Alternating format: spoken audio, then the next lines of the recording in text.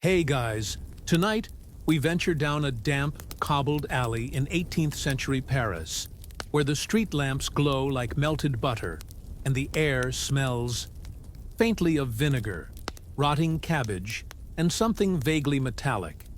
You pass a baker's boy hawking yesterday's bread, step over a suspicious puddle, and finally reach a wooden door with peeling green paint. Inside, a family of 6. And not a single toothbrush in sight. Yes, tonight's story is all about the strange, sometimes horrifying, often hilarious toothbrush habits of 18th century Parisians. And you probably won't survive this one with your appetite intact. But hey, history isn't always glamorous, especially when it comes with a whiff of fermented breath and powdered horse hoof. So, before you get comfortable, take a moment to like the video and subscribe, but only if you genuinely enjoy what I do here. Drop your city and local time in the comments. I always love seeing where and when you're listening from. Now, dim the lights, maybe turn on a fan for that soft background hum, and let's ease into tonight's journey together. You reach for what passes as a toothbrush in 1734. More of a humble twig, really. About 6 inches long, frayed at the end from being chewed obsessively. This is a seawack, or maybe a local variant, a smooth stick from a tree with naturally astringent sap, prized for its cleaning properties. If you're lucky, it's been boiled in vinegar first, for that extra zing. If you're not, it's from the firewood pile. In a city swollen with people but short on plumbing, oral hygiene wasn't exactly at the top of anyone's to-do list. The general belief? You didn't really clean your teeth so much as freshen them, mostly with powders and potions that promised to whiten your smile and chase off the stink. One popular choice was a gritty blend of crushed oyster shells, burnt bread, and salt. Another? Powdered charcoal. Yes, you're brushing your teeth with campfire remains. Of course, you might sprinkle this homemade toothpaste onto a cloth and rub it around with a thumb. Or if you were particularly well off, you'd use a boar-bristle brush, imported, expensive, and often shared within the household. Because nothing says romance like, "Here, darling, borrow my mouth rake." And then there's the rinse. Picture this: rose water infused with mint and cinnamon, sold by wandering apothecaries who also peddle cures for lovesickness and overactive bile. Some brews were delightfully fragrant. Others smelled more like a punch to the nose. Historians still argue whether these rinses were meant to be medicinal, cosmetic, or just an early form of social armor. But even the most diligent tooth scrubbers of Paris had to contend with the dreaded rot. Tooth decay was everywhere. Sugar was making its way into more foods. Candied fruits, glazes, sweetened wines, and dental health was on the decline. You, dear listener, might be 27 years old and already missing 3 molars. You might smile with your lips tight, like everyone else, because revealing the blackened truth was a social faux pas, even among lovers. That said, one of the most bizarre oral treatments came not from the nobility, but from back-alley tooth doctors with mysterious satchels and even more mysterious diplomas.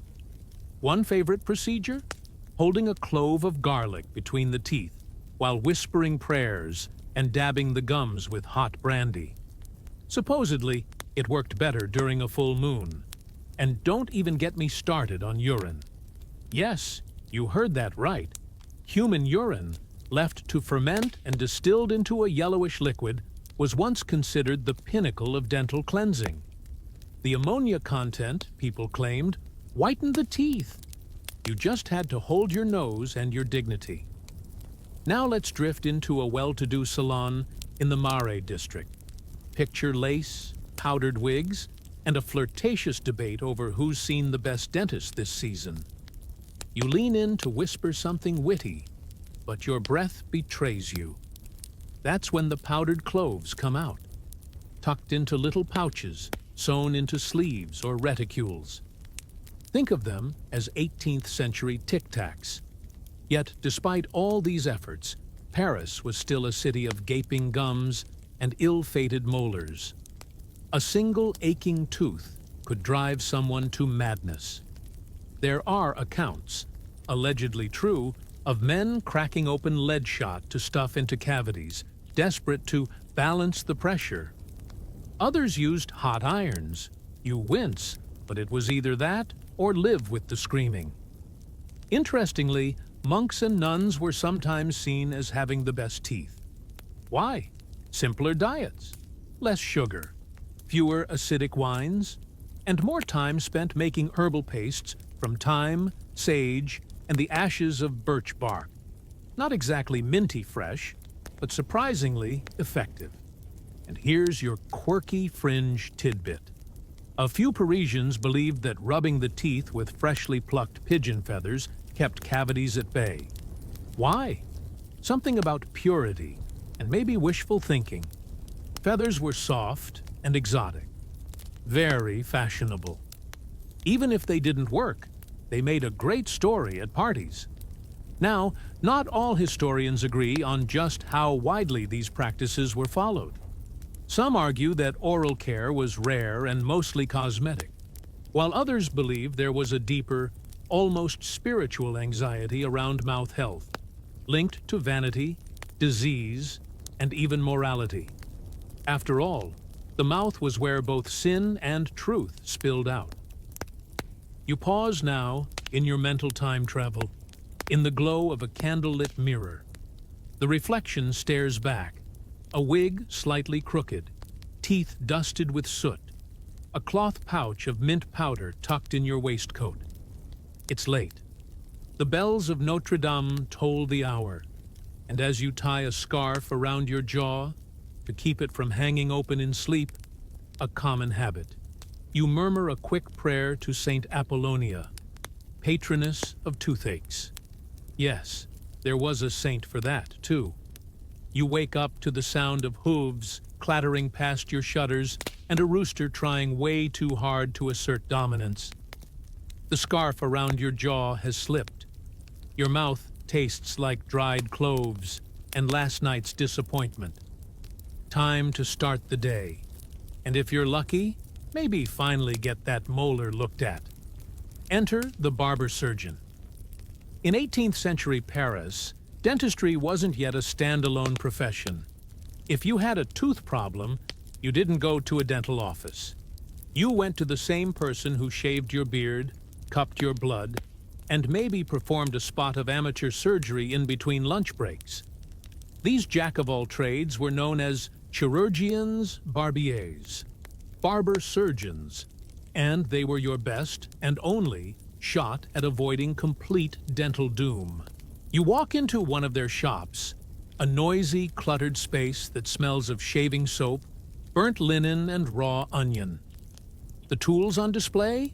Hooks, pliers, chisels, and something that looks suspiciously like a corkscrew. On the wall, a faded painting of Saint Apollonia, having her teeth yanked out with tongs. Comforting. Now, this is no simple cleaning. You've got an abscess the size of a walnut. The barber ties a bib around your neck. Well, it's more of a bloody apron, and steadies your chin. He gives you something to bite down on. Not a wooden dowel or cloth, no. It's a leather-wrapped musket ball. Very chic. Then the fun begins. The extraction tools, often unwashed and shared between patients, were affectionately called tooth keys. With a twist and pull technique that can only be described as creative, the barber jerks the offending molar from your jaw. You scream a lot. He stuffs the hole with goose grease and wool and tells you to rinse with vinegar. Next! This odd overlap between barbers and dentists actually gave rise to a peculiar class divide in oral care. Wealthier Parisians began to grow suspicious of the barber's chair. They wanted something more, specialized, more hygienic, more exclusive. So, elite practitioners emerged, part showman, part scientist, advertising their services as dental experts, and even publishing handbills to tout the benefits of regular toothbrushing. Yes, you heard that right. The toothbrush starts to gain traction here. But not just any toothbrush. We're talking about finely crafted handles made from ivory or bone, boar hair bristles tightly packed, and imported from overseas, and sometimes even personalized engravings. These were not mere tools. They were status symbols. If you were rich, your toothbrush had a silver cap and a matching case. If you were really rich, someone else brushed your teeth for you, like a valet. Or your weird cousin Henri, who's always hanging around for some reason. These early toothbrushes weren't exactly hygienic by modern standards. The bristles often stayed damp and grew mold. Still, in elite circles, brushing became fashionable, even flirtatious. There are diary entries, yes, actual accounts, of noblewomen brushing together after supper, giggling over their mint and lavender tinctures while gossiping about the marquis with the dragon breath.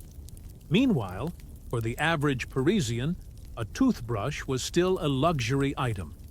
Most relied on frayed cloths, soot-based powders, or just crossed their fingers and hoped for divine intervention. There were, however, some enterprising souls who made their own. Whittled wood, pig bristles plucked and tied by hand, all lovingly dipped in brandy. Brandy, it seems, was the Swiss army knife of the 18th century. And here's your quirky tidbit. Around this time, a Parisian inventor tried to market a steam-powered tooth polisher. Yes, a mini contraption with a tiny bellows that puffed warm air while a rotating brush buffed your enamel.